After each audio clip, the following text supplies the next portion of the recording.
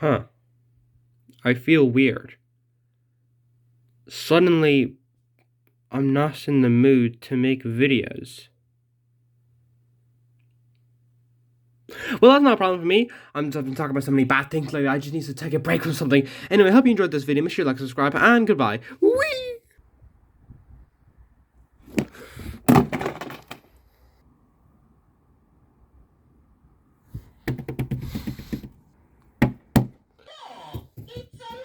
Huh? Oh, crap. Oh, I better go out now. Sounds like there's someone at the door. Well, if someone's at the door, then I guess that probably means that I'm probably going to be giving something wacky and crazy and it's going to affect the rest of the video. Hopefully it doesn't happen. Oh, look! Something that's crazy and wacky and is going to affect the rest of the video. I'm sure that's just some normal, ordinary things in the box. Because, I mean, I always get crazy boxes all the time. Usually it's just bombs that affect half of the house. That's why I get so many pairs all the time. But, like, I'm sure it means nothing. I mean, it could just be any normal, ordinary bomb. But, like, who knows? It could just be any normal, ordinary thing. But, like, at this point, who knows? I'm sure it's just a normal, ordinary present. What in the name of? Adventures in Zambezia. Wait. Does this mean I have to make a video? Ah, phooey! Adventures in Zambezia is a 2012 South African animated adventure film written and directed by people and starring very famous people like Abigail Breslin, Jeff Goldblum, Leonard Nimoy, and Samuel L. Jackson. So that's obviously a very big cast for a film that no one heard of and literally just disappeared completely. But like, so yeah, this is a movie. I watched this a long time ago before my horrific downturn in humanity. But after watching it on Netflix, back when Netflix actually did have everything, it just disappeared forever, and I never saw it again. Until now. By now, I mean about a month ago. So, yeah, I rewatched this film for the one simple fact that it just perplexes me. I haven't seen this film in such a long time. So just to see it come back again in the form of a DVD, it's just crazy. But anyway, so now that I've rewatched the film again, what do I think? Yeah, it's just How the characters, it's How the story, it's How the animation, it's not very, it's kind of bad. But like, how's the music? Really good. Yeah, this film's kind of all over the place. So let's just get into it. So the movie is about Kai. This little fella. I mean, they're very little, but like, I mean, the actors at this point, this is a 2012 movie, which is the actor in 1990, so it's about like 22, and they really make you know that he's 22, even though he sounds like a 13-year-old whose balls haven't dropped yet, because Jesus Christ, the voice cracks in this guy. He has more voice cracks than a 13-year-old who balls haven't dropped yet. I mean, when I was 13, I didn't have any voice cracks at all. I think. Hopefully. There are no videos of me doing voice cracks, right? Please. They don't exist. They don't exist at all. They never existed. Before I make fun of, embarrass myself even further, let's continue talking about this film. So, Kai is a bird who doesn't like to live in the place that he lives because his father is a stern man. Ever heard of this plot before? So he decides to go to the city of Zambezia, or Zambezia as they call it in the film. But I call it Zambezia because I hate everything.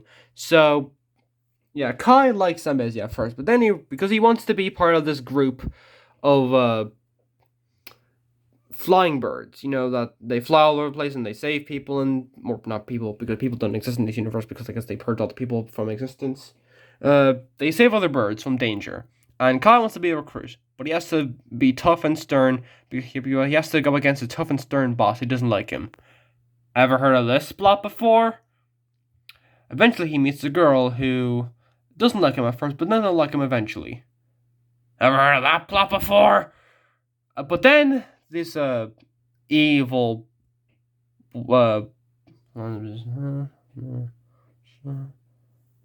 marabou storks don't like these Zambezia because they've been left out. Okay, a bit of a story about racial segregation. That's kind of odd for a film like this. So they team up with a big fat lizard who eventually backstabs them, even though he led them to like them at first. Okay, another one about political corruption. That's kind of odd for a movie like this. So now Kyle has to save everyone. Well, has to save his father from being killed, and also save the people from Zambezia and their eggs before they get captured. Okay, this is a very odd film indeed. There's very predictable and kid-friendly storylines. Yet there's also some themes about racial segregation and political corruption. Gonna be honest, I didn't know what to expect. That's kind of all over the place. So yeah, the plot of this film is not very good, which is kind of fitting because the movie itself is not very good. But, and that's a very big but, I do have to admit that this isn't the worst kids film I've ever seen. I've seen much worse. This film is just okay.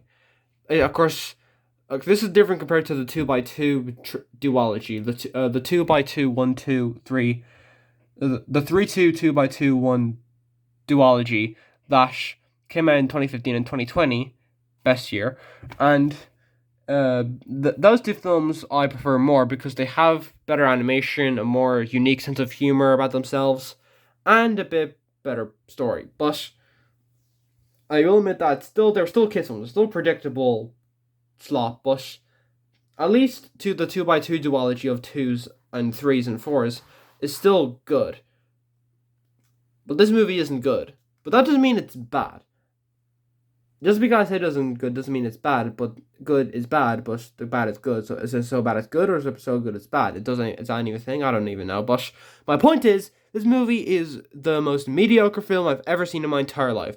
And not, it's just whatever. It's a fine film. So let's talk about why it's a fine film. So I've already talked about the story and how it goes all over the place.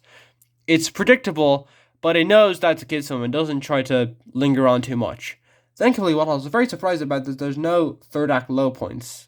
Actually, no, there is. I just forgot for a second because I haven't seen this film in a month. And my attention span is very short. Actually, no, it isn't. I watched The Godfather Part 2 on Friday. And that was 3 hours and 20 minutes long. And I got through that entire thing. So if that means that must mean I'm a pretty good movie critic. But anyways, so enough of whatever I was talking about. So the plot itself is predictable and has a lot of cliches that kids films would expect, but it doesn't linger on them. Like, it knows that its audience is kids, and they don't try to linger on like this is some big heavy drama. It just wants to be a fun film, which I think is its main aspect that I love. Actually, there's one that's better, but an aspect I love about this film is that it doesn't care. It just wants to be a fun kids film, which also the computer doesn't like either. This computer doesn't like anything. I think that this movie is a fun film, and I was never bored throughout this. I was always paying attention, and I was liking it for the most part. Like I said, it's not good, but it's not bad either. I think it's just in the middle, very much absolutely directly in the middle, because despite this film, I just saying this movie is fun, it still has lots of negatives. Like, of course, we can't forget about the animation. Oh boy, if you've seen this film, which granted many of you have not because it's a random African animated film in the middle of nowhere in South Africa that also happens to have some very famous and massive stars in it, but the animation is really bad. But not all of it. Yes, the character animation is very sloppy and shoddy and rigid and all over the place. Yes, the mouth movement on this little squirrel right here is all over the place. It just moves like a muppet. Like, it just extends and descends. Like, it's like a circle. Like, it gets bigger as his mouth moves. Like, I'm sure that's how speaking talks, but the way mouths move is that the mouth opens. It doesn't expand like a circle. Like, so let me give a visual representation over here. So imagine for a second that a mouth is like this. Okay, just a regular normal circle. Well, this guy's mouth moves like this. It extends. It gets bigger. So why, in a movie like this, is it like this? It should not be like this. This is a professionally made film, which is why I'm drawing so professionally. So, why is every other character's mouth animated normally, and then this guy's mouth is just like a circle that expands more and more every time he talks. Like, it's just really creepy and weird. But I will admit that the backgrounds are very nice, and the entire design of Zambezia is really cool. And they actually do take advantage of the fact that it's a big city, and they do show many of the mechanics of how it works, and also the political system. Which, yeah, they do acknowledge that they are kind of racist. They're not just super, I mean, they are super, like, horrible, but they do acknowledge the fact that, yes, they do bad things, because they did get rid of an entire species just because they are bad. But I do think that they do acknowledge this. They do bring them back, because there are good marabou storks. There's good in everything. There's good in every race. In every bird, because, yeah, this is a movie about birds. But let me get into the aspect of the film that I love the most. The music. Oh my god, the music. No wonder it was nominated at the Annie Awards for Music in an Animated Feature Production Best. This movie has great music. I don't want to say it's very African-like because, well, look where the hell this came from. But the music is just so peaceful to listen to. For an animated kids film that will probably be put in the bargain bin, they did not have to try this hard with this music. Plus, another negative I have, I'm just going all over the place, I'm sorry, I just got done with reviewing Buddy's Day Out, and it's just so horrible. You need to talk about something that is not good, but I just want to talk about something that's okay. It's not very funny.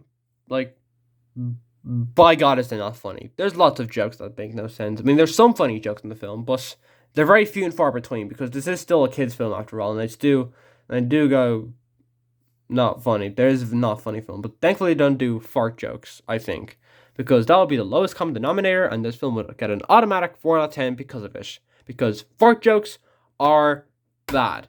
Why are we still realizing this? We're still doing this in 2024. I'm sorry. Never mind. Have you seen the trailer for Migration? There's a whole bit where... Never mind. Anyways, my point is, I like this movie. Actually, no, I don't. I don't like this movie, but it's a fine film. I'll rewatch it.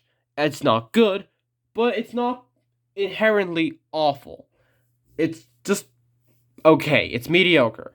It has very good backgrounds, a good design of the main building, really interesting themes that I didn't expect a film like this to tackle, fine enough characters that are likable at best and boring at worst, and, for God's sake, Christ, this computer doesn't like anything.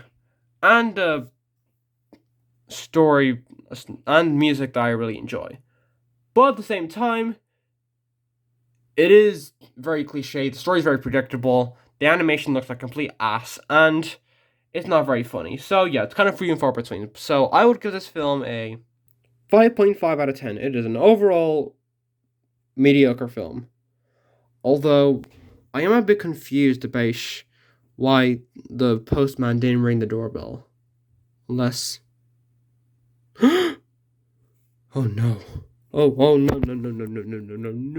no. It's not a postman. Maybe it was. Who cares? Who gives a crap? I sure as hell don't. Anyway, bye!